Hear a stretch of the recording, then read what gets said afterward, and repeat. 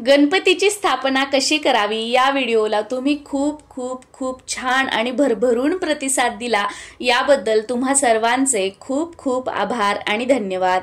गणपतीची स्थापना करण्यासाठी जसे मी तुम्हाला मराठीत मंत्र स्तोत्र सांगितले होते, त्याचप्रमाणे अगदी विधिवत पण सोप्या पद्धतीने गणपतीचे विसर्जन उत्तर पूजा कशी करावी तेही मराठीत मंत्र म्हणून हे मी तुमच्यासोबत शेअर करणार आहे। या एका गोष्टीकडे आवर्जून लक्ष द्यायचं आहे। नकळतपणे बऱ्याच जणांकडून ही चूक होते, ती म्हणजे गणपती विसर्जनाच्या दिवशी बरेच जण उत्तर पूजा सकाळीच करून ठेवतात आणि दुपारी किंवा संध्याकाळी गणपतीचे विसर्जन करतात। असं अजिबात करायचं नाहीये।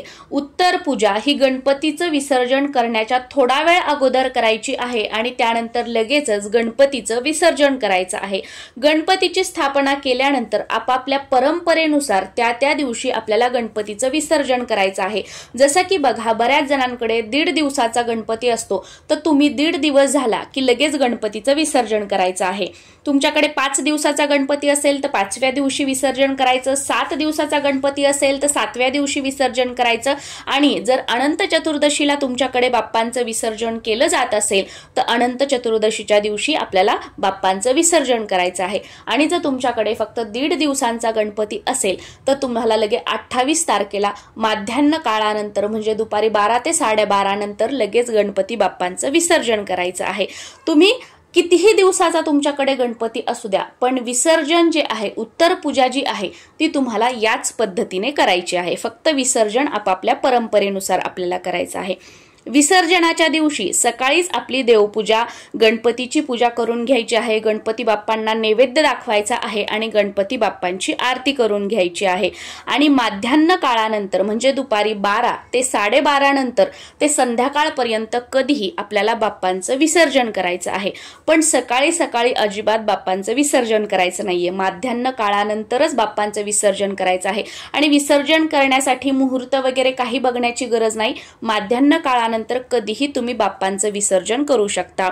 उत्तर पूजा करताना सर्वप्रथम आपल्याला बसण्यासाठी एक आसन घ्यायचं आहे। आपल्या कपाळी आपल्याला कुंकू लावायचं आहे। पुरुष असाल तर गंध लावून कपाळाला घ्यायचं आहे आणि त्यानंतर मग आपल्याला उत्तर पूजेला सुरुवात करायची आहे।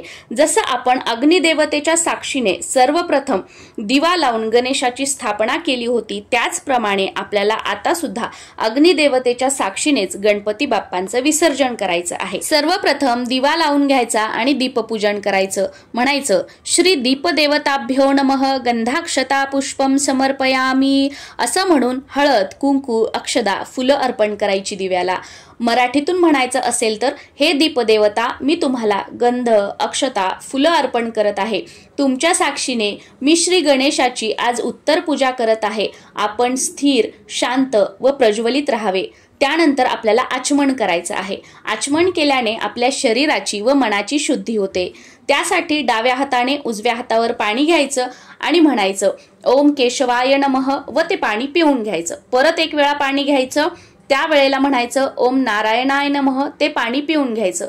परत तिसऱ्या वेळेला उजव्या हातावर पाणी घ्यायचं आणि म्हणायचं ओम माधवाय नमः आणि ते पाणी प्यायचं। आणि चौथ्या वेळेला मात्र त्या हातावर पाणी घ्यायचं, पण ते ताम्हणामध्ये सोडायचं आणि त्यावेळेला म्हणायचं ओम गोविंदाय नमः। त्यानंतर आता आपल्याला संकल्प सोडायचा आहे। पहिल्या दिवशी आपण संकल्प केला होता आणि बाप्पांची थाटामाटात आपण स्थापना केली होती, पण आज आपल्याला उत्तर पूजा करायची आहे, म्हणजे बाप्पांचं विसर्जन करायचं आहे। मग आपल्याला केलेला संकल्प सोडावा सुद्धा लागेल। त्यासाठी उजव्या हातात थोडंसं पाणी घ्यायचं, त्यामध्ये हळद, कुंकू, अक्षदा टाकायच्या, एक फूल टाकायचं आणि म्हणायचं हे गणपती बाप्पा, मोठ्या थाटामाटात 27 ऑगस्ट 2025 रोजी बुधवारी मी तुमची स्थापना केली होती आणि आज म्हणजे ज्या दिवशी विसर्जन तुम्ही करणार आहात, जसं की 1.5 दिवसाला, 5 दिवसाला, 7 दिवसाला किंवा अनंत चतुर्दशीच्या दिवशी, त्या दिवशीची तारीख आणि वार बोलायचा आहे। विधिवत तुमचे विसर्जन करत आहे। तुम्ही सोन्याच्या पावली आमच्या घरात आले आहात। तुमच्या येण्याने माझ्या या घरात सुख, शांती, समृद्धी आणि भरभराट आली आहे। ती अशीच कायम राहू द्या। तुमचा आशीर्वाद माझ्यावर व माझ्या कुटुंबावर कायम असू द्या व तुमच्या कृपेने, तुमच्या आशीर्वादाने मला व माझ्या कुटुंबाला उत्तम आरोग्य व दीर्घ आयुष्य लाभू द्या असं म्हणायचं आणि ते हातातलं पाणी खाली सोडायचं आहे। त्यानंतर आता आपल्याला पंचोपचार बाप्पांची पूजा करायची आहे। सर्वप्रथम पाणी घ्यायचं, त्या पाण्यामध्ये एक फूल बुडवायचं आणि गणपती बाप्पांच्या मूर्तीवर ते पाणी शिंपडायचं आहे। त्यावेळेला म्हणायचं श्री महागणपतये नमः शुद्धोदक स्नानम समर्पयामी। मराठीमध्ये म्हणायचं हे गणपती बाप्पा मी तुम्हाला शुद्ध पाण्याने स्नान घालत आहे। त्यानंतर एक फूल घ्यायचं, ते पंचामृतामध्ये किंवा दुधामध्ये बुडवायचं आणि गणपती बाप्पांवर ते शिंपडायचं। त्यावेळेला म्हणायचं श्री महागणपतये नमः पंचामृत स्नानम समर्पयामी। मराठीमध्ये म्हणायचं हे गणपती बाप्पा मी तुम्हाला पंचामृताने स्नान घालत आहे आणि परत एकदा स्वच्छ पाण्याने स्नान घालायचं। सेम फूल स्वच्छ पाण्यामध्ये बुडवायचं आणि गणपती बाप्पांवर ते शिंपडायचं। त्यावेळेला म्हणायचं श्री महागणपतये नमः शुद्धोदक स्नानम समर्पयामी। मराठीमध्ये म्हणायचं हे गणपती बाप्पा मी तुम्हाला स्वच्छ पाण्याने स्नान घालत आहे। त्यानंतर गणपती बाप्पांना हळद कुंकू अर्पण करायचं आणि म्हणायचं श्री महागणपतये नमः हरिद्रा कुमकुम समर्पयामी। मराठीमध्ये म्हणायचं हे गणपती बाप्पा मी तुम्हाला हळद कुंकू अर्पण करत आहे। नंतर बाप्पांना अक्षदा अर्पण करायच्या। त्यावेळेला म्हणायचं श्री महागणपतये नमः अलंकारार्थे अक्षदाम समर्पयामी। मराठीमध्ये म्हणायचं हे गणपती बाप्पा मी तुम्हाला अक्षदा अर्पण करत आहे आणि नंतर आपल्याला फुलं अर्पण करायची आहेत। त्यावेळेला म्हणायचं श्री महागणपतये नमः पुष्पम समर्पयामी। मराठीमध्ये तुम्ही म्हणू शकता हे गणपती बाप्पा मी तुम्हाला फुलं अर्पण करत आहे। त्यानंतर आपल्याला धूप दीप ओवाळून घ्यायचा आहे। त्यावेळेला म्हणायचं श्री महागणपतये नमः धूपम दीपम समर्पयामी। हे गणपती बाप्पा मी तुम्हाला धूप दीप ओवाळत आहे। आता आपल्याला बाप्पांना नैवेद्य दाखवायचा आहे, मोदकाचा नैवेद्य दाखवायचा आहे किंवा तुम्हाला अजून काही पंचपक्वान्नाचा शाही भोज काही नैवेद्य दाखवायचा असेल तर त्याचा सुद्धा तुम्ही नैवेद्य दाखवू शकता। पण शक्यतो गणपती बाप्पांना मोदक प्रिय आहेत त्यामुळे बरेच जण मोदकाचा नैवेद्य दाखवतात। त्यावेळेला म्हणायचं श्री महागणपतये नमः नैवेद्यम समर्पयामी। मराठीमध्ये म्हणायचं हे गणपती बाप्पा मी तुम्हाला नैवेद्य अर्पण करत आहे आणि त्यानंतर शेवटी नमस्कार करायचा व म्हणायचं श्री महागणपतये नमः नमस्कारम समर्पयामी। मराठीमध्ये म्हणायचं हे गणपती बाप्पा मी तुम्हाला नमस्कार करत आहे, माझा तुम्हाला नमस्कार असो, नमस्कार असो, नमस्कार असो। अशा प्रकारे सर्व पूजा झाल्यावर सहकुटुंब सहपरिवार आपल्याला गणपती बाप्पांची आरती करायची आहे आणि त्यानंतर घरातील सर्वांनी गणपती बाप्पांना नमस्कार करायचा आहे आणि क्षमा प्रार्थना करायची। कारण या 10 दिवसांमध्ये कळत न कळतपणे आपल्या सर्वांकडून काही ना काहीतरी चूक होत असते आणि त्यासाठी क्षमा प्रार्थना करणे अतिशय महत्त्वाचे आहे। तुम्ही याप्रमाणे म्हणू शकता किंवा तुम्हाला तुमच्या मनाने काही बोलायचं असेल तर ते सुद्धा तुम्ही बोलू शकता। मी तुम्हाला इथे मला जे वाटतं ते बोलून दाखवते ते असं की हे गणराया आपण विघ्नांवर विजय मिळवणारे आहात, सर्व देवांचे प्रिय आहात। हे विनायका आपण ज्ञानसंपन्न आहात, आपल्या चरणी माझा नमस्कार असो, नमस्कार असो, नमस्कार असो।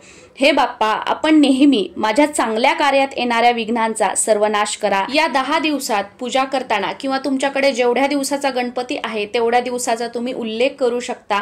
माझ्या हाताने कळत न कळत काही चुका झाल्या असतील तर त्याबद्दल मला क्षमा करा आणि माझ्या पूजेचा स्वीकार करा। हे प्रभू मला मंत्र आणि भक्ती येत नाही, मी अज्ञानाने जी पूजा केली आहे कृपा करून ती मान्य करून घ्या। माझ्याकडून व माझ्या परिवाराकडून झालेल्या चुकांबद्दल आम्हाला क्षमा करा आणि मी केलेल्या पूजेवर प्रसन्न रहा व माझ्या घरात तुमच्या येण्याने जी सुख शांती समृद्धी आलेली आहे ती कायम राहू द्या व मला व माझ्या परिवाराला उत्तम आरोग्य आणि दीर्घ आयुष्याचा आशीर्वाद द्या। या व्यतिरिक्त अजून तुम्हाला काही बोलायचं असेल तर ते सगळं तुम्ही बोलू शकता आणि अशी प्रार्थना करून झाल्याच्या नंतर घरातील सर्वांनी गणपती बाप्पांचा जय जयकार करायचा आहे। आणि त्यानंतर सर्वात शेवटी आता मला खूप दुःख होतंय आणि मन असं भरून आल्यासारखं वाटतंय। आता इथून पुढे आवाज तुम्हाला थोडासा वेगळा वाटू शकतो कदाचित, बरं, कारण मला असं बोला इथून पुढे सांगावंसं नाही वाटत आहे। तर तुम्हाला विसर्जन मंत्र म्हणायचा आहे गणपती बाप्पांचा।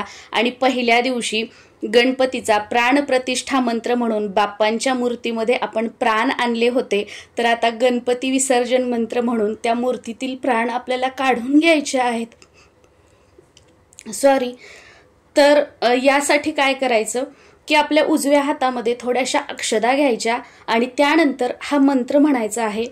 माझ्या आवाजामुळे तुम्हाला मंत्र क्लिअर ऐकू येणार नाही, मी स्क्रीनवरती सुद्धा तुम्हाला हा मंत्र देईल आणि डिस्क्रिप्शनमध्ये सुद्धा मी तुम्हाला हा मंत्र देईल।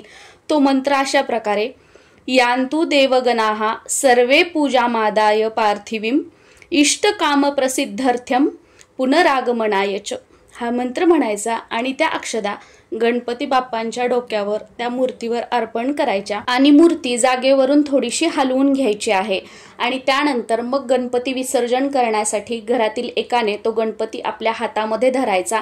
आणि हो, गणपती विसर्जनासाठी नेताना गणपती सोबत शिदोरी सुद्धा आवर्जून द्यायची आहे।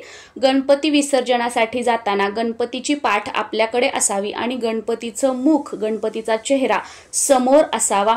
गणपती बाप्पांची मूर्ती आपल्या हातात धरल्यानंतर पूर्ण घरामध्ये गणपती बाप्पांची मूर्ती फिरवून आणायची आहे, पूर्ण घर बाप्पांना दाखवायचं आहे।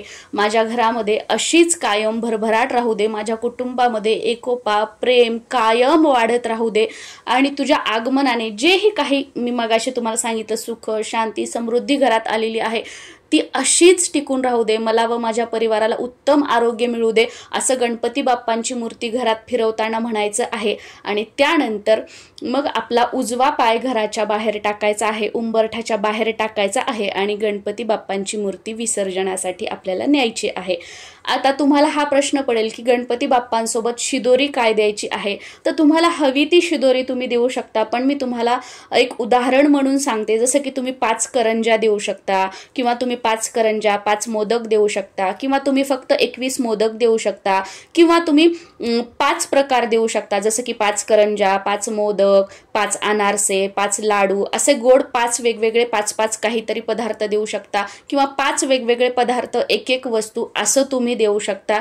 हे तुम्ही एखाद्या कापडामध्ये बांधा, ते गणपती बाप्पांच्या जवळ ठेवा किंवा गणपती बाप्पांना जे आपण जानवं घातलेलं असतं ना त्याला ही पोटली तुम्ही बांधा किंवा एखाद्या बॅगमध्ये ठेवा, ती बॅग गणपती बाप्पांच्या जानव्याला बांधा किंवा गणपती बाप्पांच्या हाताजवळ ही पोटली ठेवा। हा शेवट रेकॉर्ड करताना व्हिडिओचा मी ना 2-3 वेळा ब्रेक घेतलेला आहे, असं खूप म्हणजे आवाज वेगळाच असा भरून आल्यासारखा येतोय, त्याबद्दल सॉरी।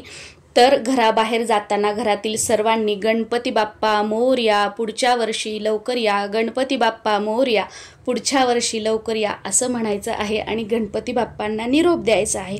आता जेव्हा नदीवर किंवा तलावावर आपण गणपती घेऊन जातो, तुमच्याकडे पद्धत असेल तिथे पूजा करण्याची तर तिथे सुद्धा तुम्हाला बाप्पांची पूजा करायची आहे। तुमच्याकडे पद्धत नसेल तर तुम्हाला नाही करायची आहे आणि गणपती बाप्पांची मूर्ती दोन्ही हातामध्ये धरून 3 वेळा पाण्यात बुडवायची, वरती काढायची, पाण्यात बुडवायची, वरती काढायची आणि 4थ्या वेळेस मूर्ती जी आहे ती आपल्याला पाण्यामध्ये सोडून द्यायची आहे।